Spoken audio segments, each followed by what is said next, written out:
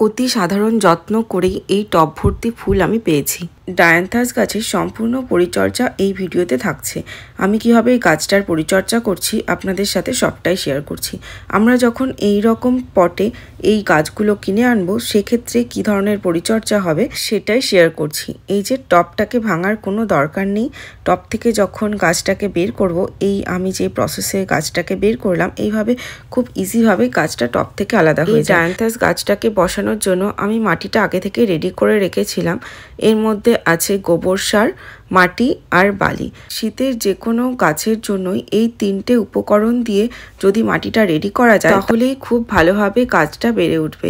এবার আমি সেম প্রসেসে এই টবটা থেকে আরেকটা যে গাছ ছিল সেটাকেও আলাদা করে নিয়েছি।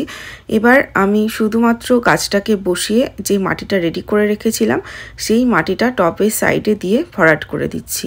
আর এই গাছটাকে খাবার হিসাবে আমি প্রথম 7 দিন শুধুমাত্র জল দেব, তারপরে আমি 7 দিন পর থেকে দেব সর্ষের খোল ভেজানো জল, খুবই পাতলা করে। আর তার সাথে গাছটাকে আরেকটু বেড়ে ওঠার জন্য আমি টব প্রতি 6-7 দানা করে ডিএপি দিই। আমি 15 দিনে একদিন অর্থাৎ মাসে 2 বার করে এই ডিএপিটা ইউজ করি গাছে। আর সর্ষের খোল ভেজানো জল প্রতি সপ্তাহে 1 দিন, সেটা যে কোনো শীতের ফুলের গাছে ইউজ করা যেতে পারে। খুবই ভালো রেজাল্ট দেয় তাতে। গাছ দুটোকে রিপোর্ট করা হয়ে গেছে। এবার অল্প করে আমি গাছগুলোতে জল দিই। আর এই ধরনের ম্যাচিওর গাছগুলোকে রিপোর্ট করার পরেই সেই দিন থেকেই রোদে দেওয়া যেতে পারে, খুব একটা অসুবিধে হয় না তাতে। আর এই গাছগুলোতে এখন থেকেই কেনা অবস্থাতে ফুল ফুটে গেছে।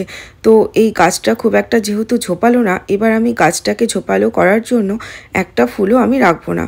গাছের সব ফুলগুলো আমি কেটে দেব, কারণ গাছে ফুল থাকলে গাছ সমস্ত এনার্জিটা এই ফুলের পেছনে দিয়ে দেবে। তো ফুলটা যদি আমি কেটে দিই আরও নতুন নতুন সেখান থেকে অনেক ব্রাঞ্চ বেরোবে। আর ঠিক এই রকম পরিচর্যা করে আমি এর আগে কি ধরনের রেজাল্ট পেয়েছি চাইলে আমি একটা ফটো কিংবা ভিডিও আপনাদের সাথে শেয়ার করে দেব। আর আমি দেখেছি এই গাছটাতে খুব একটা রোগ পোকার আক্রমণ হয় না। যদি আমরা চাই সেক্ষেত্রে 15 দিনে একদিন যে কোনো একটা ইনসেকটিসাইড, সেক্ষেত্রে কাকা অথবা সুপার সোনাটা ইউজ করলেই যথেষ্ট।